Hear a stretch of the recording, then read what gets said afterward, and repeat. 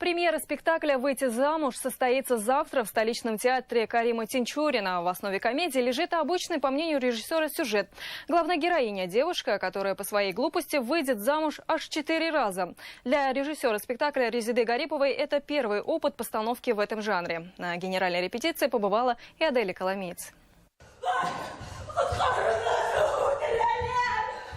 Эту сцену на репетиции прогонят еще не раз. Все события разворачиваются вокруг этой неспокойной на первый взгляд девушки. Главная героиня комедии – обычная 20-летняя Люция. Она постоянно попадает в глупые ситуации, плохо разбирается в мужчинах и за время спектакля выйдет замуж 4 раза. Главная героиня, она вот тот самый человек из народа, который как бы приходит и вдруг попадает в абсолютно театральный сумасшедший мир. Вот. И, может быть, где-то покажут, что такие события произойти не могут, но интересный факт, что эта книга основана на реальных событиях.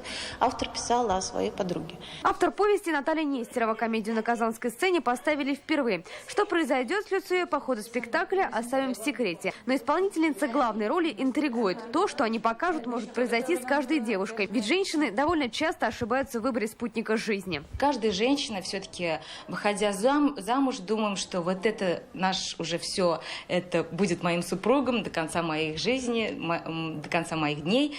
Но, в общем, не так-то оказывается, потому что мужья, кто-то оказывается, может, чуть аферистом, может, кто-то там уже гнаться за другой девушкой.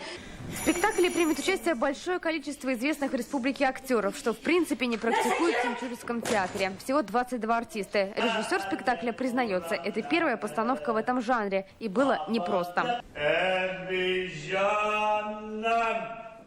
Комедия «Выйти замуж» на тинчуринских подмостках будет идти 2 дня. Это премьерные показы. Пройдут они 16 и 30 июня. Аделя Коломиец, Ильшат Мухаметов, ТНВ, Казань.